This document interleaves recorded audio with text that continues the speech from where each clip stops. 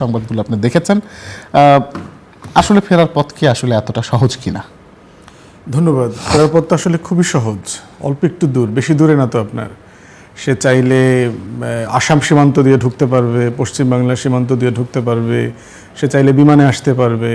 যেখান থেকে আসুক, আমরা তো পুরো দেশবাসী তাকে রিসিভ করবার জন্য অপেক্ষা করছি। এবং আমার বিশ্বাস সরকারের প্রতিনিধি এখানে আছেন, ওনারা ফুল কেনার টাকা দিবেন। শাহবাগ থেকে যে পরিমাণ ফুল কেনা লাগে, লাল গালিচা দেবেন এয়ারপোর্ট থেকে অথবা সীমান্ত থেকে, কাশিমপুর কেরানীগঞ্জ থেকে। আমাদের পুলিশের প্রিজন ভ্যানগুলো অনেক ব্যস্ত থাকে, তারপর নিশ্চয়ই একটা প্রিজন ভ্যান অবশ্যই পাওয়া যাবে, তাকে যেন হেঁটে আসতে না হয়। সে বিমানবন্দরে আসুক অথবা সীমান্তে আসুক, সে যেন গাড়িতে করে আসতে পারে।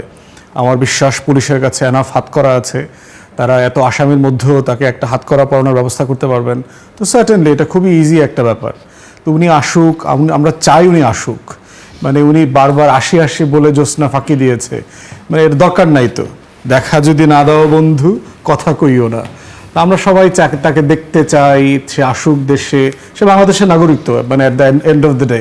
এই ব্যাপারে তো আমাদের কারোর মধ্যে কোনো ইয়ে নাই। তিনি বাংলাদেশ সরকারের কোনো আইনি অধিকার নাই তিনি যদি দেশে আসতে চান তাকে বাধা দেবার অথবা ফিরায় দেবার, অথবা তিনি বিমানে আসতে চাইলে তার বিমান ঢুকতে দেওয়া হবে না, এটা করবার সুযোগই নাই। তিনি চাইলে দেশে আসবার সকল আয়োজন অলরেডি রেডি করা আছে। এবং উনি যদি আরও কিছু আয়োজন করতে চান, ওনার নেতাকর্মীরা যারা পলাতক অবস্থা থেকে 10টা বিমানে নাকি করিডোরে আসবেন শুনলাম, কি ধরনের প্রাইভেট জেট করে আসবেন।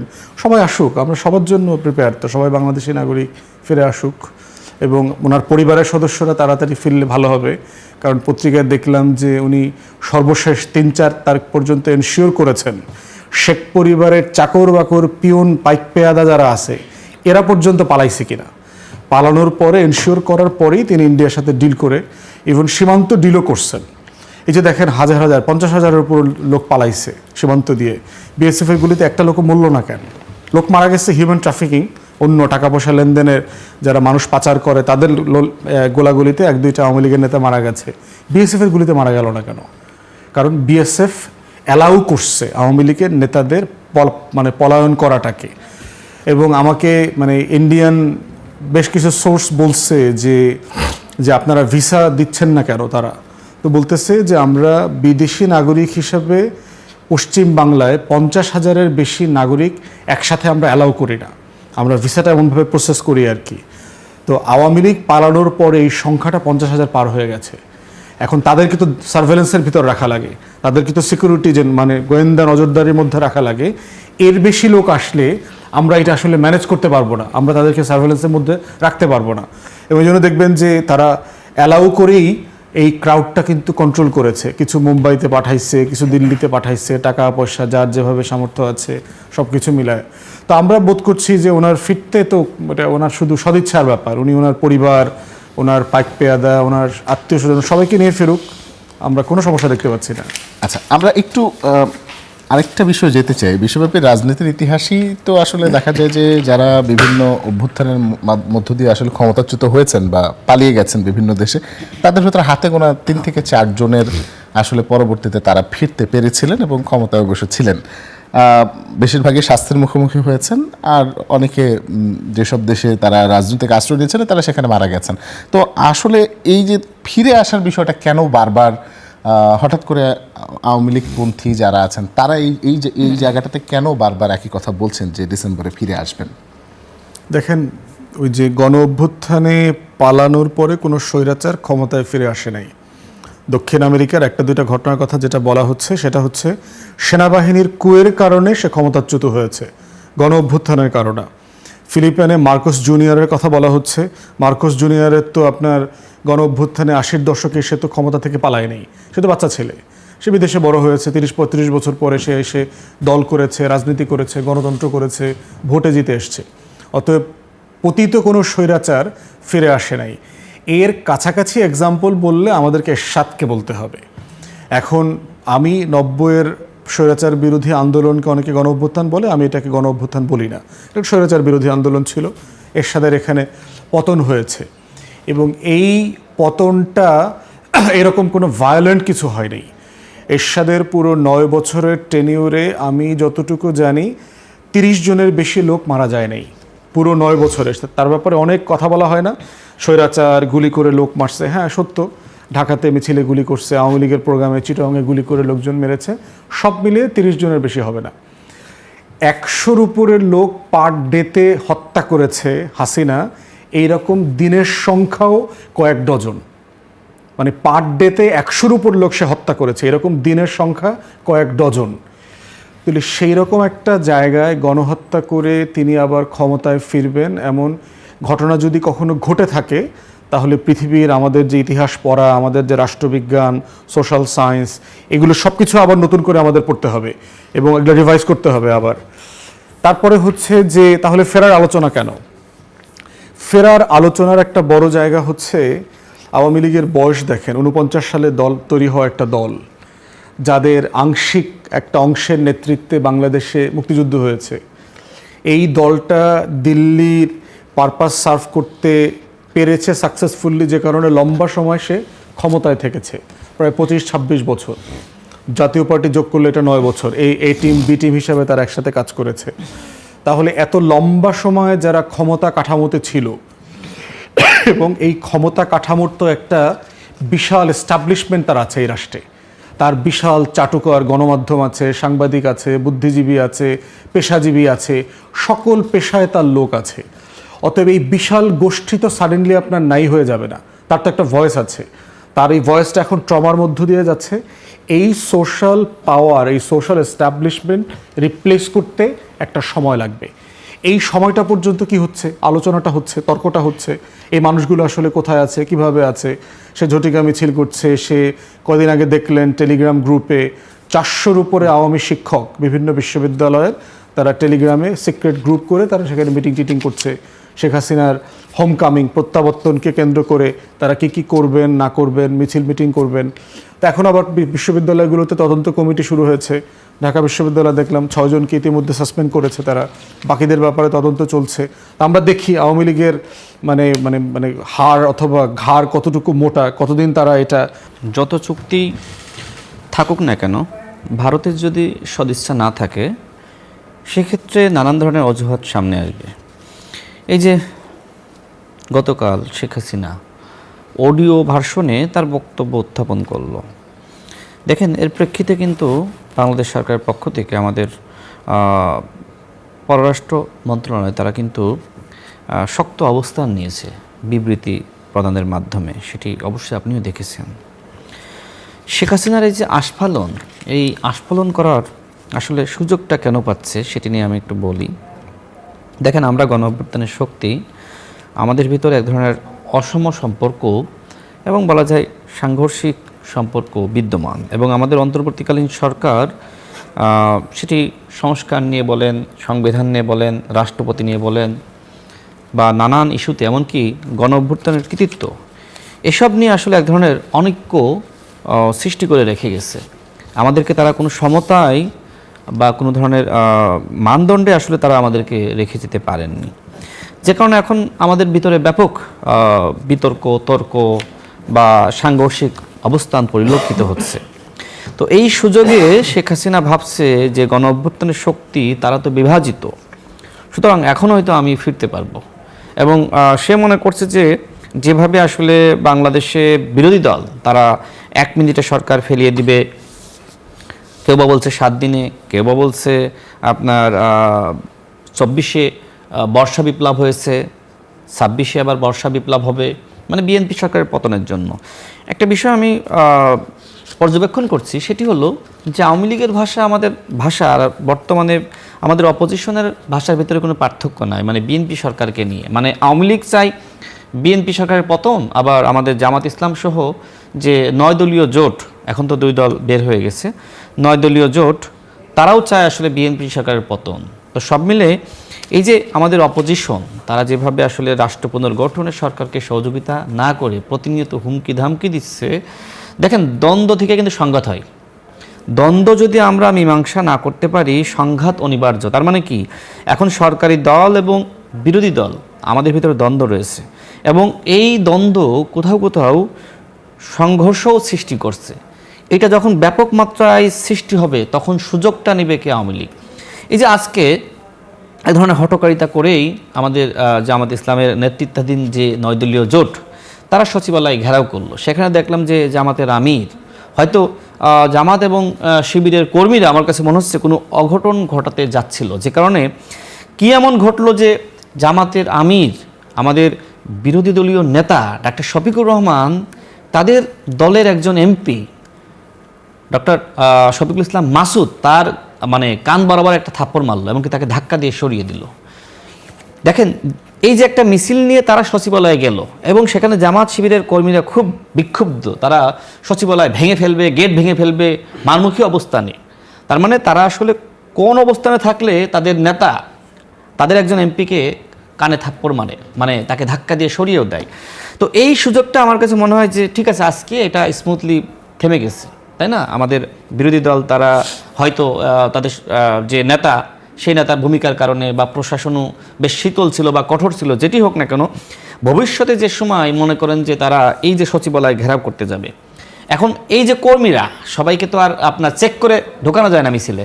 তো এমন একজন কর্মী মনে করেন যে আওয়ামী লীগের কর্মী জামাতের মিছিলের মধ্যে ঢুকে পড়লো, তার পকেটে বোমা সচিবালয়ের মধ্যে নিক্ষেপ করলো, দেন কি ঘটবে? অর্থাৎ আমি আমাদের অপোজিশনকে বলবো, আপনাদের দাবি দেওয়া থাকতেই পারে, গণতান্ত্রিক রাষ্ট্রে আপনার মতের সাথে আমার মতের ভিন্নতা থাকাটাই স্বাভাবিক। বিশেষ করে জামাত ইসলাম ইসলামিক দল এবং বিএনপি জাতীয়তাবাদের রাজনীতি করে, আবার এনসিপি নতুন বন্দোবস্তের রাজনীতি করে, এবি পার্টি তারা অধিকার ভিত্তিক রাজনীতি করে। সব মিলে দেখেন, আমরা যারা একসাথে গণ অভ্যুত্থান ঘটিয়েছি আমাদের মধ্যেই কিন্তু অনেক মতপার্থক্য রয়েছে। এখন এই মতপার্থক্যকে যদি আমরা শ্রদ্ধা না করি তাহলে তো আসলে এই সংকট অনিবার্য, এবং সেটি কিন্তু শুরু হয়েছে। যেমন আমাদের জাতীয় ঐক্যমত কমিশনে যে আলোচনা হয়েছিল, ফুয়াদ ভাই ছিল, আমিও ছিলাম। এখন আমার মতামত একরকম হবে, ফুয়াদ ভাইয়ের মতামত ভিন্ন রকম হবে। তবে সেক্ষেত্রে ডক্টর মোহাম্মদ ইউনূস যে কথা বলেছিলেন যে আমরা যতটুকু বিষয়ে ঐক্যমতে আসতে পারবো ততটুকু সংস্কার এবং এর ভিত্তিতে নির্বাচন। এমনকি বিএনপির পক্ষ থেকে সে সময় বলা হয় যে যতটুকু ভিন্নমত থাকবে এটা আমরা আমাদের প্রত্যেকের নির্বাচনী ইস্তেহারে দিব। দেখেন, এর প্রেক্ষিতে পরবর্তীতে কি হলো, আমরা উইথ নোট অফ ডিসেন্ট আমরা একটি জুলাই জাতীয় সনদে স্বাক্ষর করলাম, সেখানে কিন্তু নোট অফ ডিসেন্ট ছিল। তারপরে কি হলো, যে সময় জুলাই জাতীয় সনদ, এটা শেষ করে দিই, 1 মিনিটে শেষ করি, 1 মিনিটে শেষ করি, আলাদা প্রশ্ন আছে, আমি 1 মিনিটে শেষ করে দিই। এই ইস্যুতে আমার কাছে কোনো প্রশ্ন থাকলে করতে পারেন বা আমি উত্তর দিয়ে দিই।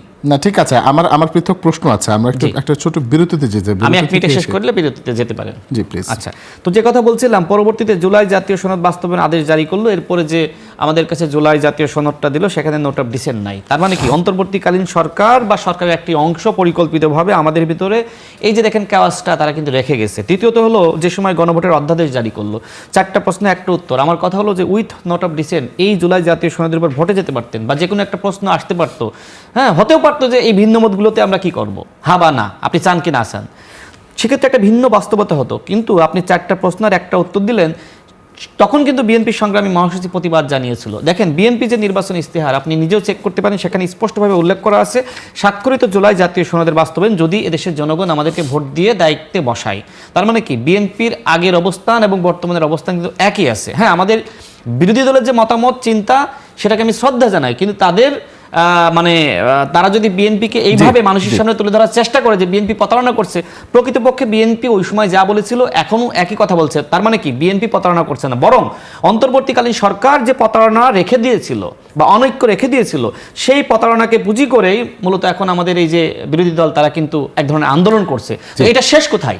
এটা শেষ হলো অনেকগুলো কারণে পারবে না। প্রথমত হচ্ছে যে 75-এ যত অভিযোগ ছিল সেটা শেখ মুজিবের ছিল, বাকশালের ছিল। শেখ হাসিনা, শেখ রেহানা তো বাংলাদেশে বাকশাল কায়েম করে নাই, 4th সংশোধনী করে নাই, হাজার হাজার মানুষকে রক্ষী বাহিনী দিয়ে খুন করে নাই।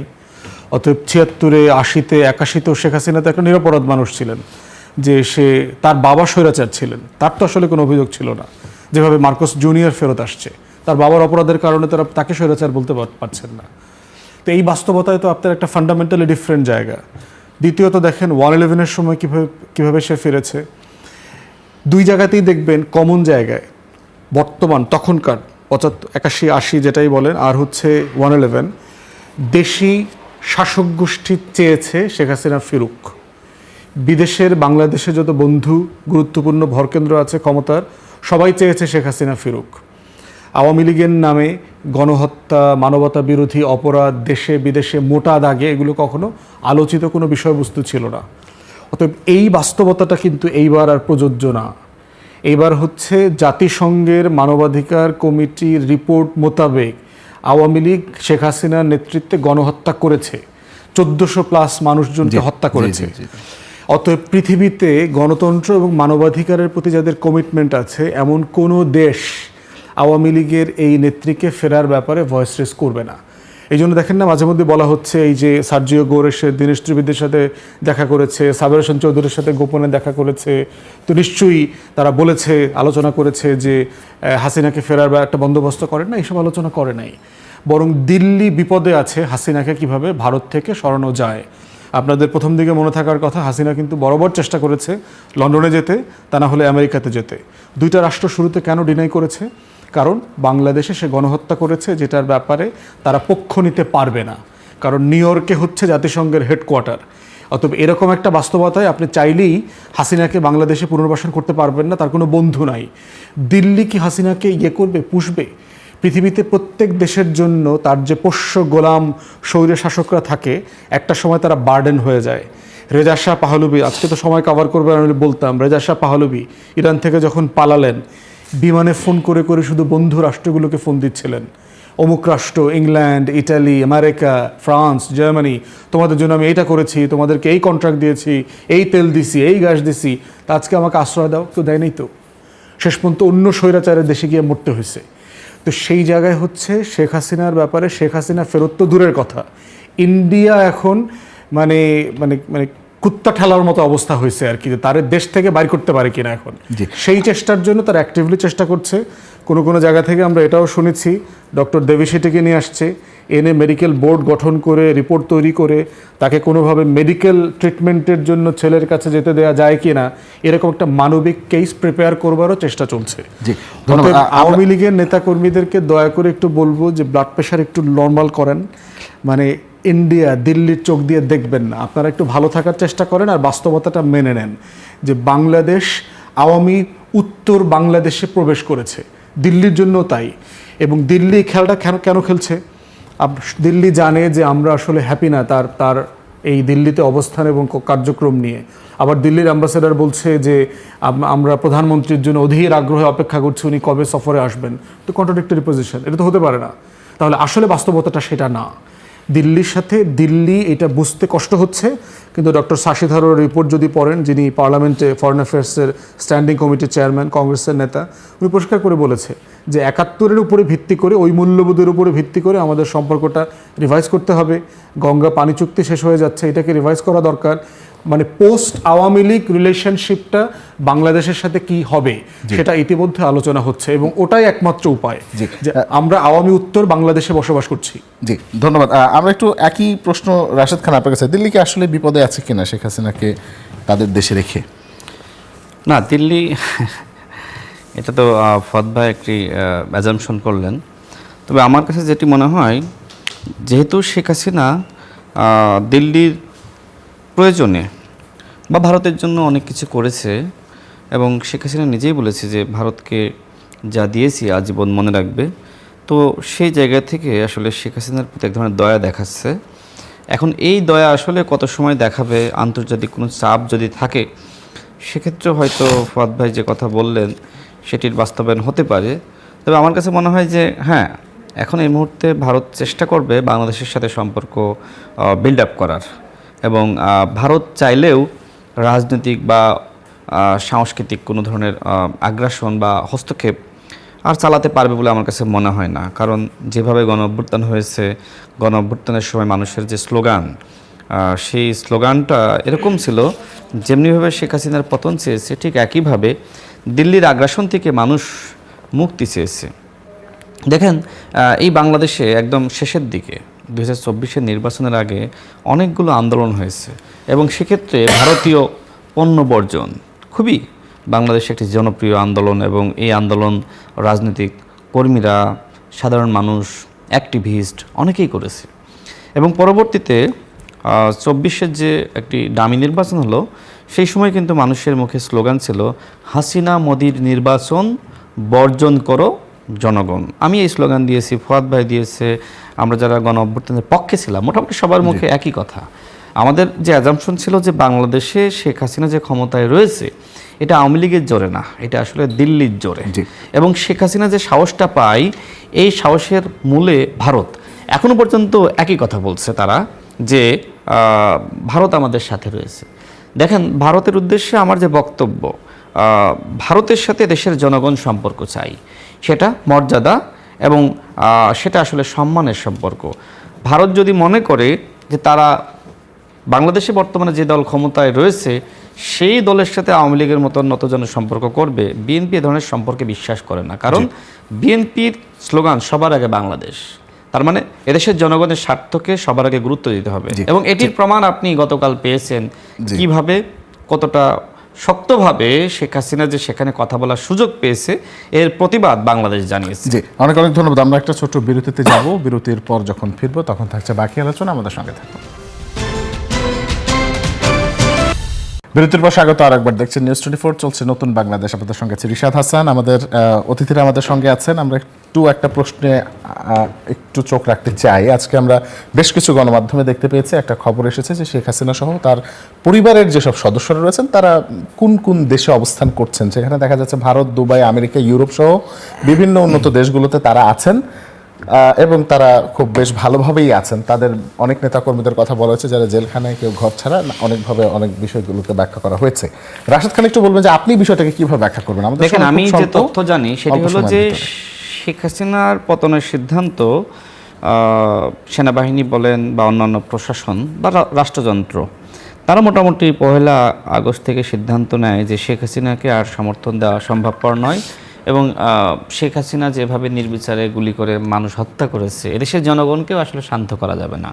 অর্থাৎ ওই সময় যদি সেনাবাহিনী এই ডিসিশন না নিত, সেক্ষেত্রে দেশে একটি গৃহযুদ্ধ শুরু হয়ে যেত। তো সব মিলিয়ে সেনাবাহিনীর এই সিগন্যাল কিন্তু শেখ হাসিনা নিজেও পায় এবং শেখ হাসিনার আত্মীয় স্বজন, মন্ত্রীরা তারা পেয়ে যায়, যে কারণে মোটামুটি 2 আগস্ট থেকে সব পালানো শুরু করে। আমার কাছে মনে হয় যে শেখ হাসিনা সর্বশেষ সে দেখতে চেয়েছিল যে তার নেতাকর্মীরা মাঠে নেমে আওয়ামী রাজত্ব বা ফ্যাসিবাদী যে জামানা সেটাকে কন্টিনিউ করতে পারে কিনা। দেখবেন 4 আগস্ট কিন্তু বাংলাদেশে অনেক সংঘর্ষ হয়েছে, ব্যাপকভাবে সংঘর্ষ হয়েছে। এমনকি ওই সময় 4 আগস্ট আওয়ামী পান্ডারা, ছাত্রলীগ, যুবলীগ তারা নিজেরাই পুলিশের অস্ত্র নিয়ে বা অন্যান্য বিভিন্ন অস্ত্র নিয়ে, অবৈধ অস্ত্র নিয়ে তারা কিন্তু মানুষের বুকে গুলি চালিয়েছে। 5 আগস্টেও একই কাজ করেছে, মানে তারা মরণ কামড়টা দিয়েছিল। সব মিলে দেশের জনতা এতটাই ফুঁসে উঠেছিল যে আসলে এই জনতার স্রোতে আওয়ামী লীগের বা ছাত্রলীগের স্রোত তারা মোটেও টিকতে পারেনি।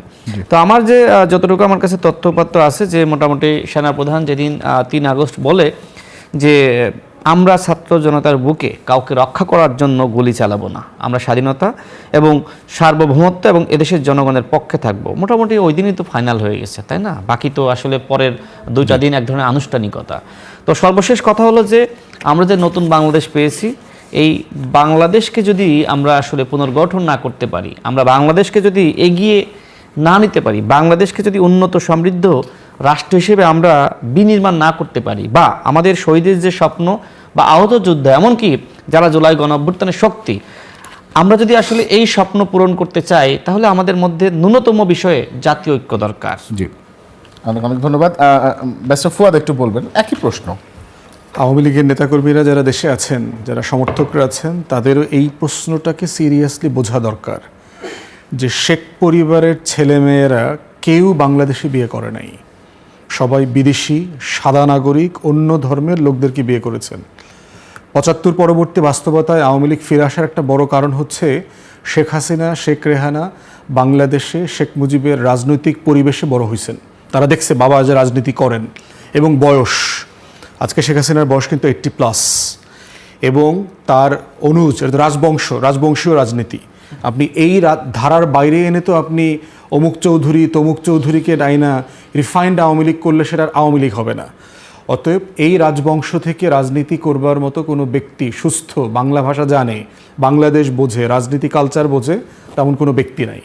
এবং এটা বোঝা দরকার যে আজকে যে এই যে কৃষকের ছেলে পেলে, গরিব প্রান্তিক জনগোষ্ঠী পরিবারের সদস্য ছাত্রলীগ যুবলীগকে দিয়ে যে এই যে উস্কানিমূলক মিছিল করাচ্ছে, ঝটিকা মিছিল করাচ্ছে, ওদের মাথায় থাকা দরকার যে শেখ পরিবারের সদস্যরা কোথায়, তারা ঝুঁকি নিচ্ছে কিনা তার নেত্রীর জন্য, তারা শেষ পর্যন্ত ঝুঁকিটা নেবে কিনা, তারা কেউ ফিরবে কিনা। অতএব সেই চ্যালেঞ্জের জায়গায় তাদের মাথায় রাখা দরকার যে কার ঘাড়ে কাঁঠাল ভেঙে কে খাচ্ছে। এই কমন সেন্সে এই জনগোষ্ঠীর ফিরে আসা দরকার। তা না হলে যেটা হচ্ছে, তাদের ভোগান্তি আগামী দিনগুলোতে আরও বাড়বে। হাসিনা ফিরছে না, হাসিনা ফিরবে না, এটাই হচ্ছে ইতিহাসের পরিণতি। এই বাস্তবতাটা যত তাড়াতাড়ি মেনে নেওয়া যাবে, তত বেশি আপনারা সমাজের মূলধারায় অংশগ্রহণ করতে পারবেন নিজস্ব মতে, নিজস্ব ধারাবাহিকতায়। তা না হলে যেটা হবে, আপনি এক্সট্রিম জায়গায় থাকবেন, পলাতক থাকবেন, মাসুল দিয়ে চলতে হবে, মামলার শিকার হবেন। কারণ বিএনপি আওয়ামী লীগের যে রাজনীতির প্যাটার্ন, লোকালি মামলা বাণিজ্য করবে, পুলিশের সাথে মিলেমিশে খাওয়া দাওয়া করবে, টাকা দিলে থাকতে দিব, টাকা দিলে খাইতে দিব, টাকা দিলে চাঁদাবাজির টাকা দিব, অংশ দিব, আদারওয়াইজ আপনি এলাকায় থাকতে পারবেন না। অতএব সেইটা হচ্ছে তাদেরকে মাথায় রাখা দরকার। এই নিউজগুলো তাদেরকে মনোযোগ সহকারে পড়া দরকার যে হাসিনা ফিরছে না, এটা মেনে নেন। জি, অনেক অনেক ধন্যবাদ আপনাদের দুজন। করা যায়, শেখ হাসিনার বাংলাদেশে ফেরার মতন বাস্তবতা নাই। পালিয়েছে তো পালিয়েছে, বরং তার লাশটাও বাংলাদেশে আসলে ফেরত আসবে কি না সেটি নিয়েও সন্দেহ সংশয় আছে।